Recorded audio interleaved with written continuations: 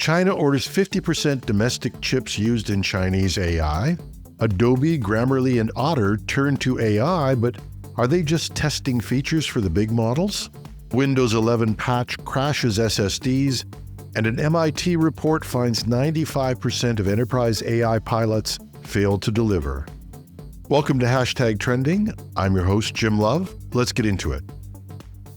China is telling its data centers to use at least half domestic AI chips. Publicly owned data centers must now source more than 50% of their AI chips from domestic manufacturers as part of its Made in China push to boost technological self-reliance. Yet the real challenge lies not just in hardware. For years, NVIDIA has dominated not merely with powerful GPUs, but with CUDA, a parallel computing platform and programming ecosystem that makes its chips exceptionally easy to adopt. CUDA's decades-long developer support, tools, libraries, and reliability have created a kind of moat around NVIDIA's dominance. China's answer is Huawei's CAN toolkit, but it's still catching up.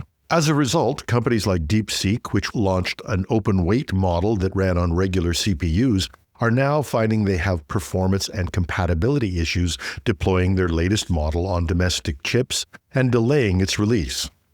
And although no Chinese executive is going to criticize the Chinese directives in public, the CEO of DeepSeek has said he was frustrated with technical issues that they faced and delays to their new model.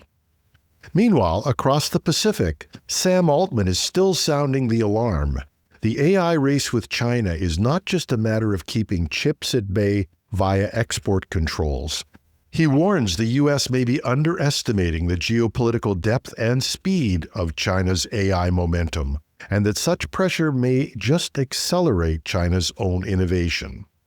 So this may not be a showstopper for China.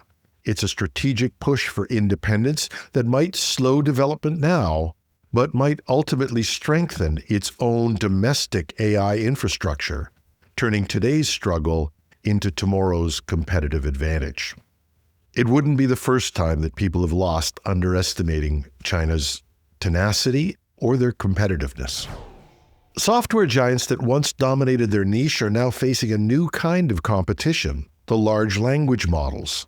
And to stay relevant, they're rushing to bolt on AI features, sometimes at real cost, and sometimes they're finding at real risk.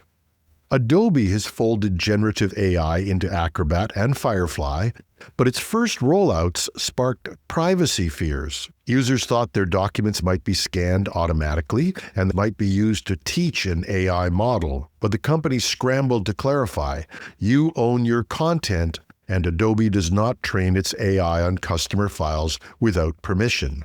It's a telling reminder that trust is as important as features. Grammarly, meanwhile, has gone further. It's launched 8 new AI agents handling everything from citations and grading to predicting reader reactions, available at no extra charge to free and pro users. It's no longer just a grammar checker. It's evolving into a full AI writing assistant. And Otter AI scrambled to catch up as well, but has found there are risks in moving too fast.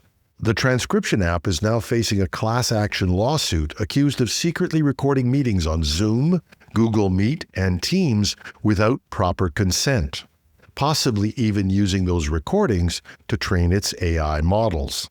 These are serious allegations with major privacy implications, and in the litigious world of AI, they could come at a big cost. The question is, will these add-on features be enough for these software applications that once dominated in their space to keep them relevant? Or are these companies just doing field tests for capabilities that large language models will adopt as they increase their dominance with both corporate and home users? Microsoft's August update for Windows 11 contains important security fixes, but users are now reporting SSDs and HDDs vanishing, files disappearing, and data corruption. So the patch may close one threat, but open another. This month, Microsoft released a Windows 11 24H2 update at KB 5063878. It was designed to seal security holes and harden the system. Soon after its release, users began reporting serious problems. Storage drives suddenly disappeared during heavy write tasks like big game installs and raised fears of corrupted or lost data. A tech enthusiast going by Nakuru_cat methodically tested these failures across more than 20 SSD models, including popular ones like the Samsung 90 Pro and the WD Black SN7100, as well as some HDDs. Reports suggested that drives lose visibility after around 50 gigabytes of continuous writing, especially under certain cache or controller loads. Digging deeper, researchers flagged that minor changes in Windows storage handling, especially around host memory buffer behavior, can push SSD controllers into edge case bugs. Some HDD and SSD firmware updates have resolved these crashes, suggesting it isn't only Microsoft's fault, but also a coordination and testing gap with hardware vendors. So far, Microsoft hasn't issued a formal response, though SSD maker Phison acknowledged being aware of industry-wide effects and is investigating. In the meantime, users are being advised to avoid large file operations or even delay installing the update until more clarity emerges. Now, there was a time when savvy users routinely ran a backup before upgrading. But in today's cloud-driven world, updates often happen automatically, and that habit has faded. But the very speed and complexity of modern software means patches, meant to keep us safe, can themselves be part of the threat landscape. Enterprises are betting big on AI, but according to a new MIT research paper, nearly all pilot projects are failing to move the needle on revenue. The report is called the Gen AI Divide: State of AI in Business 2025, from MIT's NANDA initiative, which studied 300 AI deployments, surveyed 350 employees, and interviewed 150 business leaders. Their takeaway: only about 5% of enterprise AI pilots drive rapid revenue growth. The rest stall, delivering little measurable impact. Aditya Chalapalli, lead author of the report, explained that the problem isn't the AI models themselves, it's how companies are trying to integrate them. Tools like ChatGPT excel for individuals because of their flexibility, but in enterprise settings, generic systems don't adapt to workflows or organizational learning gaps. The research also found companies are misplacing resources.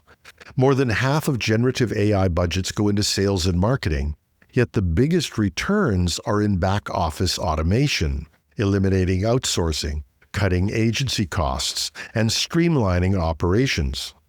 Purchased tools from specialized vendors succeed about 2/3 of the time, while in-house builds succeed only 1/3 as often. The workforce impact is real, but it's subtle. Rather than layoffs, many firms are simply not backfilling roles in customer support and administration as they become vacant. And shadow AI use, employees turning to unsanctioned tools, remains widespread. For most enterprises, generative AI is still more promise than profit.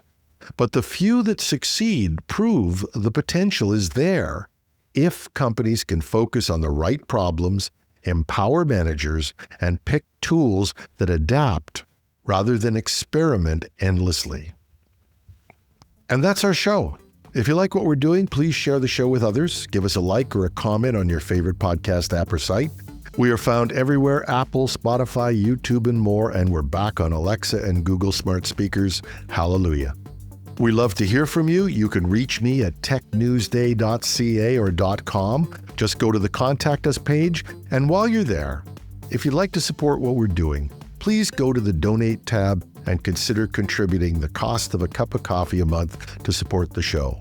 Just the bill alone from us fixing the problem with the Alexa speakers and Google smart speakers is a real hit for a show like ours. And if you're watching this on YouTube, just leave a comment under the video, and your contributions would be gratefully accepted as well. I'm your host, Jim Love. Have a wonderful Wednesday.